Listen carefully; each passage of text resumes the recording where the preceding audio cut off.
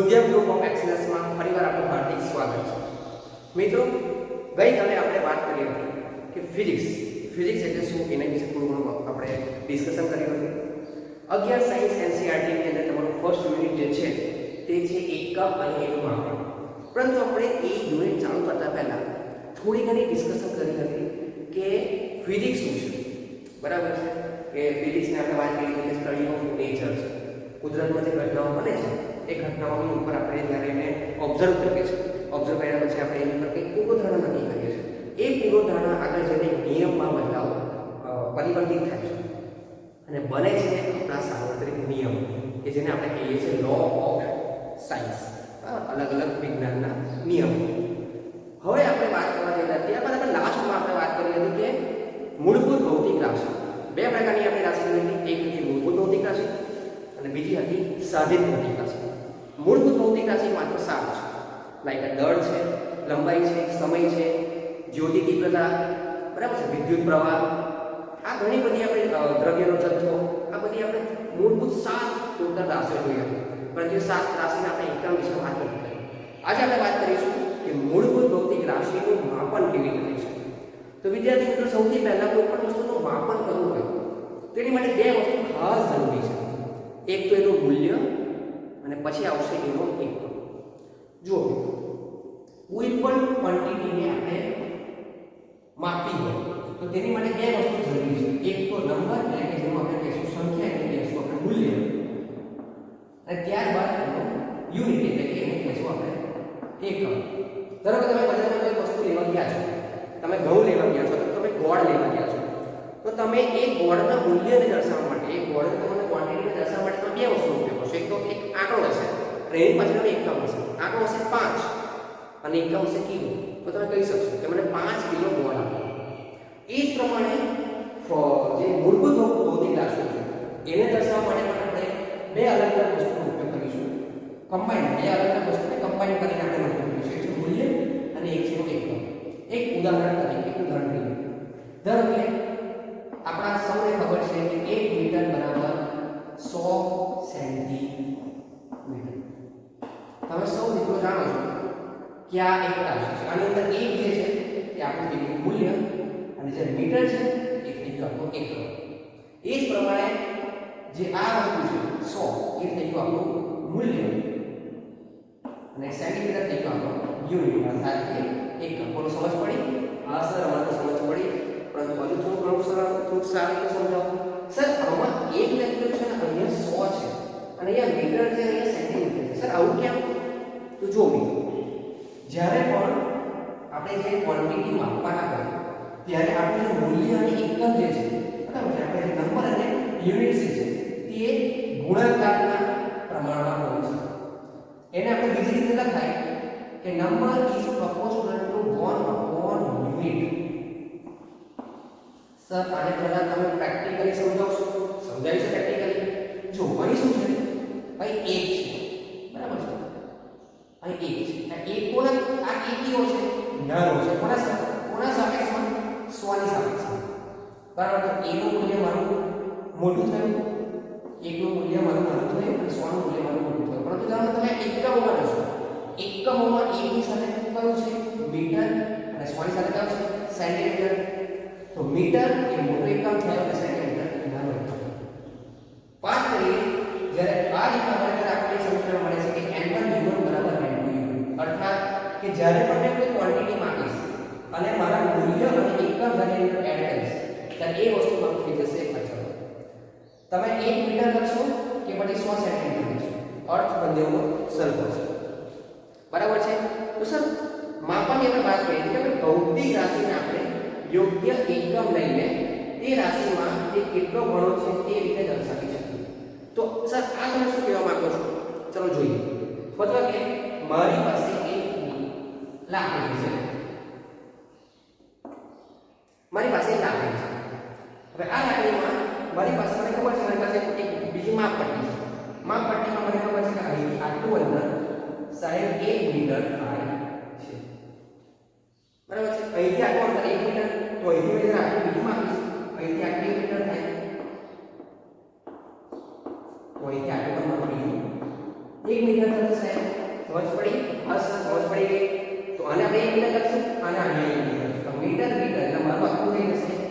2 metre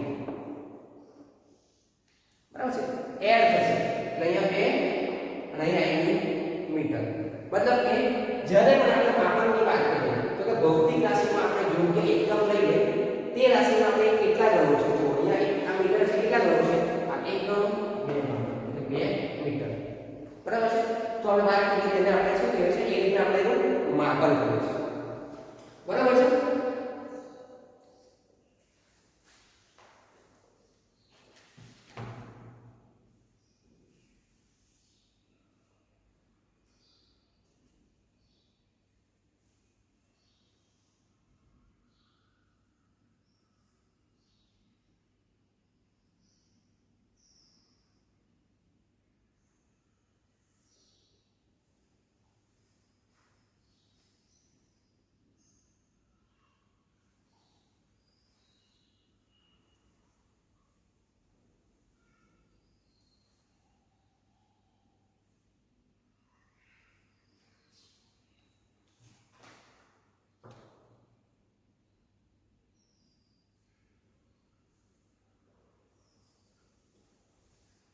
તો મિત્રો આપણે વાત કરી કે માપનની આપણે વ્યાખ્યા કરી કે ભૌતિક રાશિમાં આપણે યોગ્ય એકમ લઈને તે રાશિમાંથી કેટલા ગણો છે અહીંયા જોયું કે આપણે એક ગણો છે 2 ગણો છે તો આપણે અહીંયા કહીશું 2 મીટર અને આપણે કેવા છે 2 કિલોગ્રામ ના કારણ કે અહીંયા કિલોગ્રામ નહીં આવે કારણ કે લંબાઈનો એકમ છે મીટર બરાબર છે અને દળનો એકમ છે કિલોગ્રામ અને ગ્રામ આ બધા દળના એકમ છે તો યોગ્ય એકમ લઈને અહીંયા યોગ્ય આપણી પાસે કુલ મૂળભૂત રાશિઓ 7 છે પણ સાથે 7 રાશિઓમાં અલગ અલગ એકમ છે જે રીતે કે દળનો મીટર દળનો જે છે એ ગ્રામ છે લંબાઈનો એકમ છે એ મીટરમાં છે સમયનો એકમ જે સેકન્ડની અંદર છે વિદ્યુત પ્રવાહને આપણે એમ્પિયરમાં માપીએ છીએ જ્યોતિની તીવ્રતાને આપણે પેન્ડેલામાં માપીએ છીએ તો આવી રીતે ઘણા બધા એવા એકમો છે ઘણા બધામાં આપણે માની કે મૂળભૂત તો 7 જ છે તો તમારે વિચાર આવે કે આ વસ્તુ જે છે એકમો મૂળભૂત એકમો આ સિસ્ટમ બનાવી કોને છે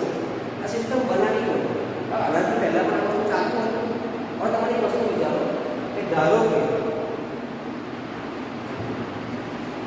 આવું થઈ શકે કે આપણા ભારતની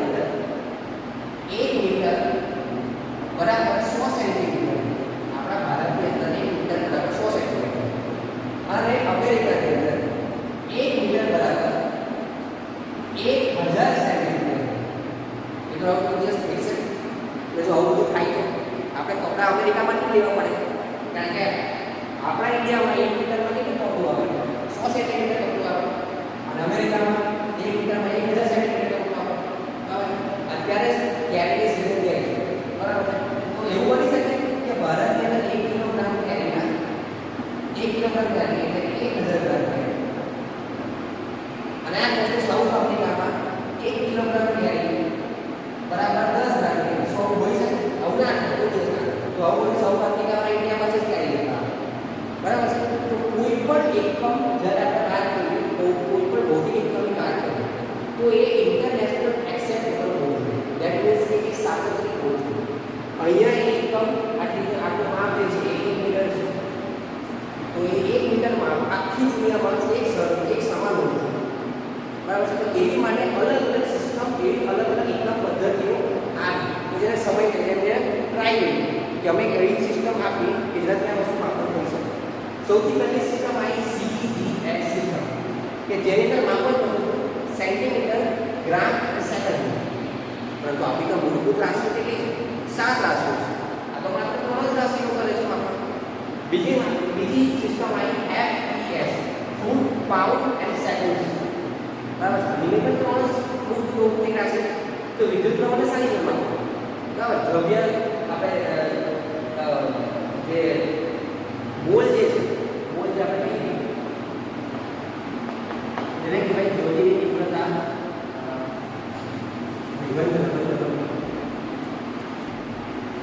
તો મિત્રો એકમ પદ્ધતિની વાત કરીએ અલગ અલગ આવા મૂળભૂત એકમોને માપવા માટેનો ટ્રાય કરીએ અલગ અલગ સિસ્ટમ કઈ સિસ્ટમ શોધાય સૌથી પહેલી CGS સિસ્ટમ શોધાય કે જેની અંદર સેન્ટીમીટર ગ્રામ અને સેકન્ડનું માપન થતું હોય બીજી સિસ્ટમ છે FES એટલે કે પાઉન્ડ એન્ડ સેકન્ડ સિસ્ટમ ત્યારબાદ છે મીટર મીટર, કિલોગ્રામ અને સેકન્ડ એટલે MKS સિસ્ટમ. બરાબર છે. પરંતુ આ ત્રણ સિસ્ટમમાં ગડબડ ક્યાં થઈ ખબર છે? આ ત્રણ જે સિસ્ટમ જે છે ને એ ખાલી ત્રણ જ એકમોનું માપન કરતા હતા. પણ આપણી પાસે કેટલી મૂળભૂત રાશિઓ છે? આપણી પાસે ટોટલ 7 મૂળભૂત રાશિઓ છે. અહીં તો ત્રણ જ કરે છે તો સાહેબ બીજું વિદ્યુત પ્રવાહનું એમ્પિયર ક્યાં ગયું? જ્યોતિ તીવ્રતાનો કેન્ડેલા ક્યાં ગયું? આ બધાનું માપન કેવી રીતે થઈ શકે? તો એની માટે એક સિસ્ટમ શોધાઈ કે જે છે એનું નામ છે SI સિસ્ટમ. બરાબર છે. વર્ષ 1879 બરાબર છે. વર્ષ 1879 માં એક બેઠક એક કમિટી યોજાઈ અને એ કમિટીએ નક્કી કર્યું કે આજે 7 અલગ અલગ ભૌતિક રાશિ છે. એ 7 અલગ અલગ ભૌતિક રાશિને આપણે વ્યાખ્યા આપી અને એમને એક એકમ આપ્યું કે જે આખા ઇન્ટરનેશનલ આખા દુનિયામાં એ બધાનું પ્રમાણ સરખું રહે.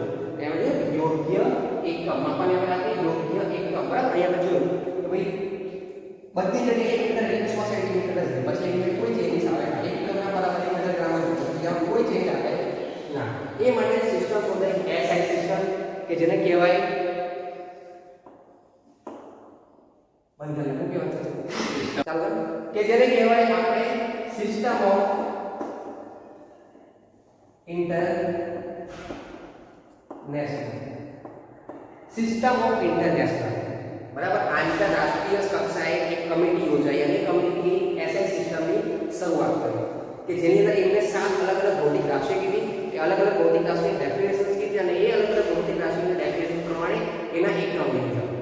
તો મિત્રો ભૌતિક રાશિના એકમ કે જેની આપણે અહીંયા થોડી ઘણી માહિતી આપી છે કે કોઈ પણ રાશિના પ્રમાણિક માપ, બરાબર, પ્રમાણિક માપ એટલે કે દરેક જગ્યાએ સેમ ટુ સેમ રહેલા હોય તેવા પ્રમાણિક માપ એટલે એ ભૌતિક રાશિનું એકમ કહે છે.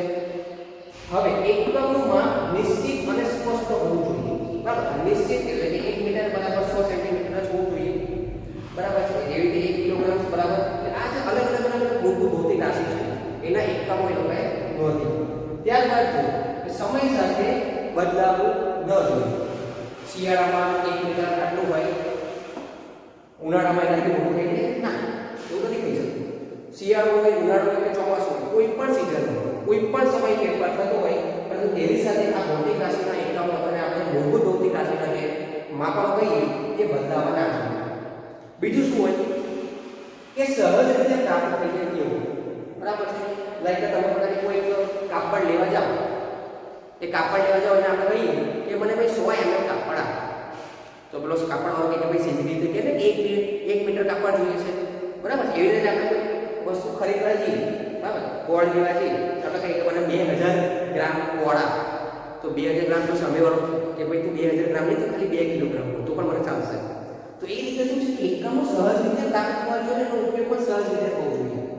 બીજું છે કે આંતરરાષ્ટ્રીય કક્ષાએ માન્યતા, જેવી રીતે આપણે SI સિસ્ટમના દરેક મૂળભૂત જે 7 એકમો શોધ્યા તેને આંતરરાષ્ટ્રીય કક્ષાએ માન્યતા પ્રાપ્ત કરેલી છે. બરાબર છે.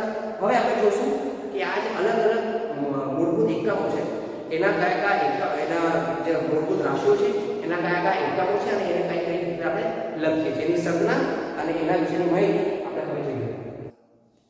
તો મિત્રો આપણે 7 અલગ અલગ મૂળભૂત ભૌતિક રાશિની આપણે વાત કરી, જેમાંથી પ્રથમ છે લંબાઈ કે જેનો એકમ છે મીટર અને એની સંજ્ઞા થાય છે સ્મોલ m. બીજા નંબરની રાશિ છે દળ કે જેનો આપણે એનો એકમ છે કિલોગ્રામ અને એની સંજ્ઞા છે kg. ત્યારબાદ ભૌતિક રાશિ છે સમય કે જેનો એકમ છે સેકન્ડ કે જેને આપણે સ્મોલ s વડે દર્શાવીએ છીએ. ત્યારબાદની ચોથી મૂળભૂત ભૌતિક રાશિ છે વિદ્યુત પ્રવાહ કે જેનો એકમ છે એમ્પિયર અને તેને આપણે કેપિટલ A વડે દર્શાવીએ છીએ.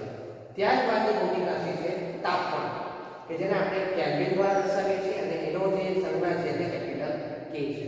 ત્યારબાદ આવે છે જ્યોતિની તીવ્રતા કે જેનો એકમ છે કેન્ડેલા અને તેને આપણે CD વડે દર્શાવીએ છીએ. અને ત્યારબાદ ની છેલ્લી એક SI એકમ પદ્ધતિની અંદર જે મૂળભૂત ભૌતિક રાશિ છે તે આવી દ્રવ્યનો જથ્થો કે જેને SI સિસ્ટમે મોલ તરીકે દર્શાવી અને એની સંજ્ઞા આપી મોલ. બરાબર છે. હવે આ બધી જે છે એ આપણી મૂળભૂત ભૌતિક રાશિ છે. આ મૂળભૂત ભૌતિક રાશિઓ અલગ અલગ મૂળભૂત ભૌતિક રાશિઓના ગુણાકાર અથવા તો ભાગાકાર કરી આપણે એક નવી રાશિ મેળવી શકીએ છીએ, જેને આપણે કાલે વાત કરી હતી. આપણે એનું નામ કહેતા હતા સહદિત રાશિઓ. એક ઉદાહરણ પણ આપણે કાલે જોયું કે ઝડપમાં આપણે વાત કરી કે ઝડપ બરાબર 1 અંતર એકમ સમત આપ્યું અંતરના છેદમાં સમય. આની અંદર અંતરને આપણે માપીશું મીટરમાં અને સમયને માપીશું સેકન્ડમાં. તો ઝડપ બરાબર મીટર અપોન સેકન્ડ. બે અલગ અલગ ભૌતિક રાશિ. કઈ ભૌતિક રાશિ? લંબાઈ અને સમય. લંબાઈના છેદમાં સમય. આ બે ભૌતિક રાશિ તમે જ્યારે ભાગાકાર કરો ત્યારે આપણને ઝડપ મળે. બરાબર. એવી રીતે બીજી એક આપણે ધોરણ 9 માં ધોરણ 10 માં શીખી ગયા છો બળ. બળ F બરાબર mp. આ સૂત્ર પ્રમાણે તમે શીખી ગયા છો કે જેમાં a ને આપણે કહેતા હતા એસિલરેશન એટલે કે પ્રવેગ.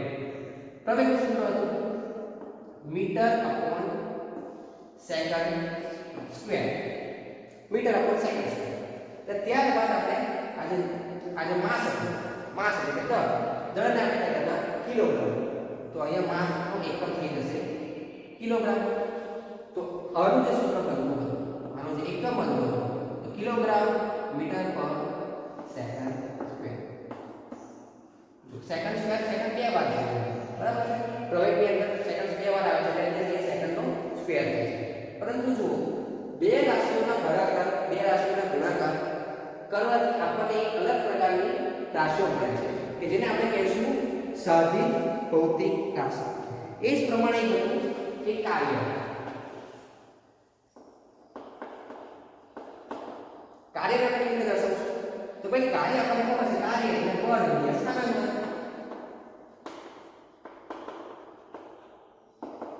હવે બળમાં આપણે એકમ જોયો કિલોગ્રામ મીટર પર સેકન્ડ છે.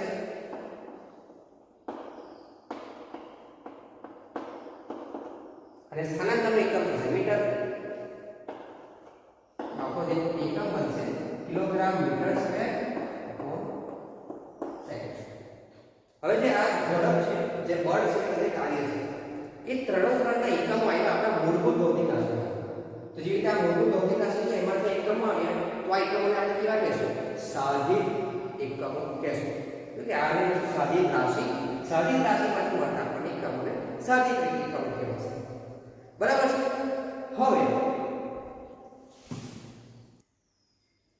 હવે જે ऐसा એકમ પદ્ધતિ થઈ, ऐसा એકમ પદ્ધતિમાં આપણે લંબાઈ, દળ, સમય, વિદ્યુત પ્રવાહ, તાપમાન, જ્યોતિ તીવ્રતા, દ્રવ્યનો જથ્થો આ સાથે સાથે એકમો એ લોકોએ કમ્પ્લીટલી એકમો આપ્યા અને સરનામા એની અલગ અલગ વ્યાખ્યા. પરંતુ એ કમિટીમાં તમારા જેવા કોઈ હોશિયાર વિદ્યાર્થીઓ હશે, તમારા જેવા હોશિયાર વિદ્યાર્થીઓ હશે અથવા તો હોશિયાર એવા કોઈ પ્રોફેસર હશે અથવા સાયન્ટિસ્ટ હશે તે ઉભા થયા અને એમને વાત કરી કે તમે તો 7 એકમો આપી દીધા, 7 અલગ અલગ ભૌતિક રાશિ, પરંતુ મને ખૂણો માપવો હશે તો ખૂણો માપવા માટે તો તમે કોઈ એકમ આપ્યો નથી કે ના કોઈ એવી રાશિ આવી. તો એ લોકોએ ખૂણો માપવા માટે પછી ખૂણો માપવા માટે એ લોકોએ અલગ રાશિ બનાવી કે જે રાશિ છે કે જે રાશિનું નામ આપ્યું પૂરક ભૌતિક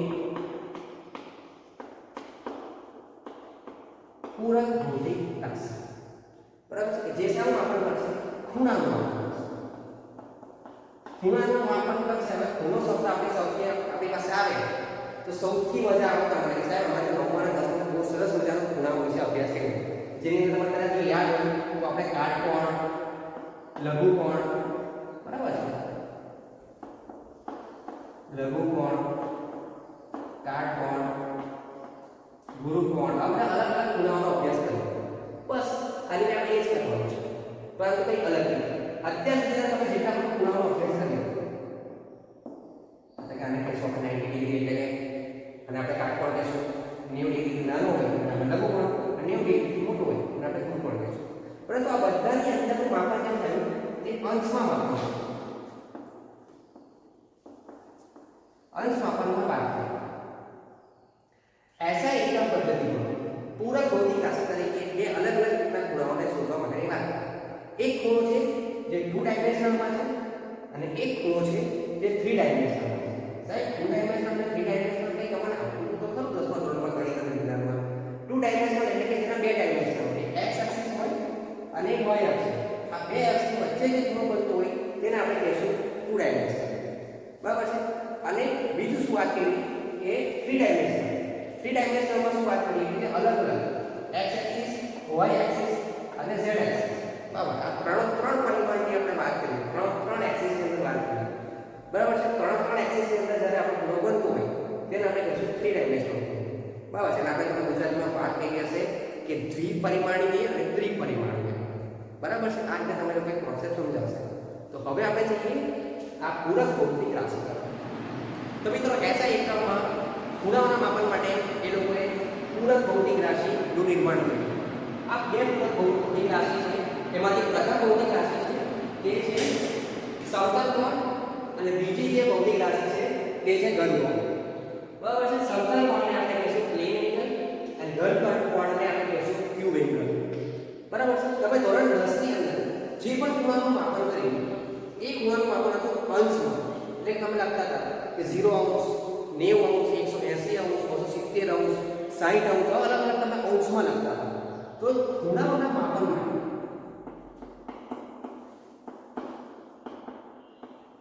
બે રીતે અલગ અલગ માપન કરી શકાય. એમાં એક રીત છે અંશમાં અને બીજી રીત છે એ છે રેડિયન. એક ઉદાહરણ તરીકે આપણે સમજીએ. એ ધારો કે આપણી પાસે એક વર્તુળ છે.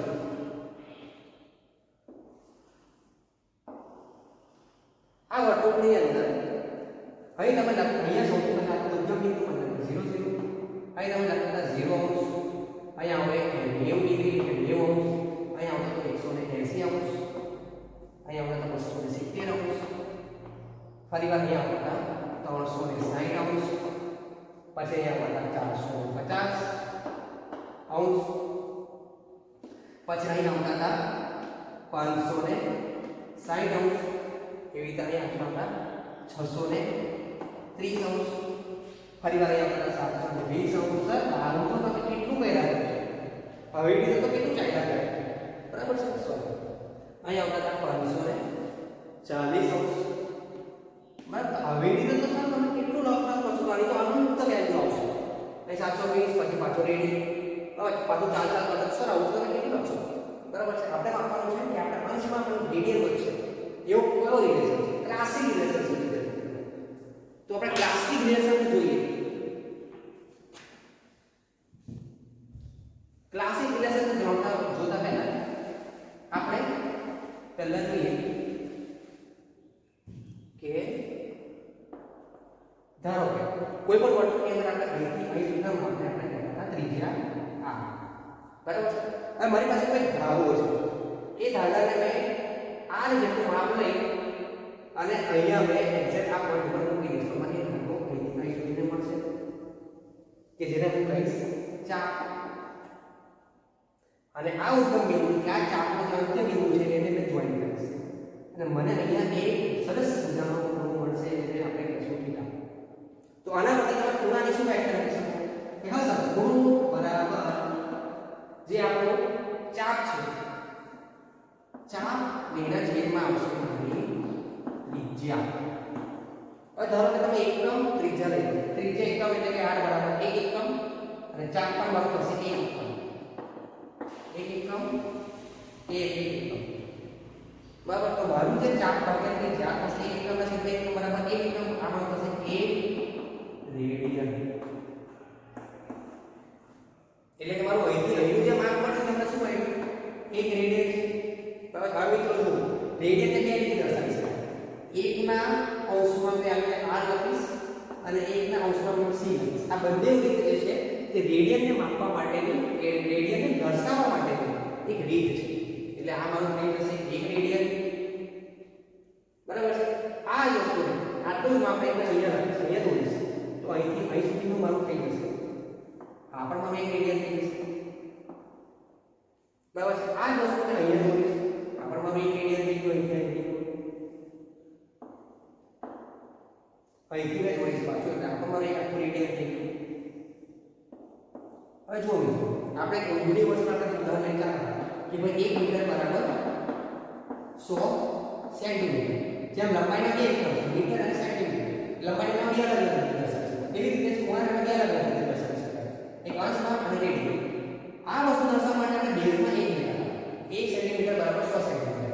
તેવી જ રીતે ખૂણાના માપને દર્શાવવા માટે અહીંયા આપણે લેશું બેઝની અંદર 180 અંશ બરાબર કેટલા રેડિયન, બરાબર કેટલા રેડિયન. તો એના માટે શું કરે કે ભાઈ 180 સુધીના જે થતું હોય ત્યાં સુધી આપણે રેડિયન આપીએ તો આ એક રેડિયન થઈ ગયું, આ બે રેડિયન થઈ ગયા, આ ત્રણ રેડિયન થઈ ગયા અને ત્રણ પછી આ ચાર. અરે બરોબર સાહેબ 180 તો અહીંયા સુધી આવી જાય છે, તમે તો અહીંથી આગળ આપો છો તો આપણે લેવું કેટલું પડે, અહીંથી અહીં સુધી લેવું પડે. તો તયનું એક પ્રમાણિત માપ બરાબર છે એ છે 0.14156 ઘણું મોટું માપ છે. અહીં પ્રમાણિત થઈ ગયું છે, અહીંથી આટલું જ્યારે હાફ રેડિયનનું માપ જે છે તે આટલું થાય. તો જેવી રીતે 180 બાબત કેટલા રેડિયન છે? તો બસ 1 2 અને 3 અને સાથે આટલું એટલે કે 3 વત્તા આ કેટલું થાય 0.14156 એટલે મેળે લખાશે 3.14156 રેડિયન. હવે આ વેલ્યુ ઘણી મોટી છે તો આને લીધે આની જગ્યાએ આપણે અહીં લખીશું પાઈ રેડિયન. પાઈ રેડિયન એટલે આપણે સરસ મજાનું એક જોરદાર આપણને એકદમ ફેન્ટાસ્ટિક રિલેશન્સ મળશે કે જે છે અંશમાં રેડિયન વચ્ચેનું એટલે કે 180 ડિગ્રીનું અંશમાં હોય તેને આપણે કહીશું પાઈ radian. Is it clear to everybody? Yes sir. આપણે સમજ પડી ગઈ છે કેવી રીતે અંશમાં રેડિયનમાં ફેરવાય. હવે જો ધારો કે તમને કોઈ પૂછે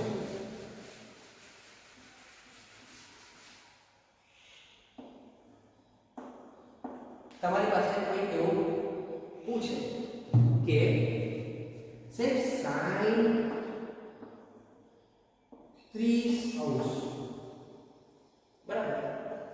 બરાબર જો એક દુત્યાંશ હોય અને બીજામાં કોઈ સાહેબ sin પાઈ બાય 6 બરાબર કેટલા, તો સાહેબ sin 30 બરાબર એક દુત્યાંશ તમે ઈઝીલી કહી શકશો. પરંતુ જ્યારે આપણે sin પાઈ બાય 6 ત્યારે આપણે ગુંચવાડું પડે કે સાહેબ sin પાઈ બાય 6 શું કહેતા હશે. પરંતુ એક સેમ વસ્તુ છે કે sin 30 આ 30 ને આપણે પાઈ બાય 6 કહેવાય. સાહેબ આવું કેવું છે sin 30 ને પાઈ બાય 6 કેવી રીતે કરે દેખી લઈએ આપણે. જો 180 ડિગ્રી ને આપણે પાઈ કહેવાય તો એ કેટલા છે 30 ડિગ્રી કેટલા કહેવાય? કેલ્ક્યુલેટર ઓપન કરીને ચેક કરો કે કેટલા કહેવાય. જો અહીં આવશે 30 પાઈ ના છેદમાં 180 ડિગ્રી. ચાલો કહો મને કેટલા થાય? 30 ગુણ્યા પાઈ થાય છેદમાં 180 એટલે થશે પાઈ બાય 6 બરાબર છે. એટલે જ આપણે કહીશું કે 30 5/6 એટલે કે જે sin 30 ની વેલ્યુ છે એ જ વેલ્યુ થશે sin પાઈ બાય 6 આનું વેલ્યુ 1/2. તો એક સરસ મજાનો આપણો રિલેશન છે. કયા રિલેશન ગણિત આપણે પડ્યા? એક તો આપણે ખૂણાની વસ્તુ જોઈ કે સાહેબ ખૂણો બરાબર ચાપના છેદમાં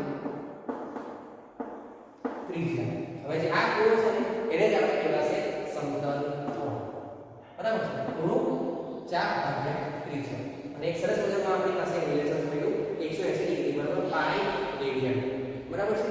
આનો તમે સ્ક્રીનશોટ પાડી લો અને પોઝ કરીને આનો સ્ક્રીનશોટ પાડી લો અને તમારે નોટ્સમાં લખવાની ચાલુ રાખો.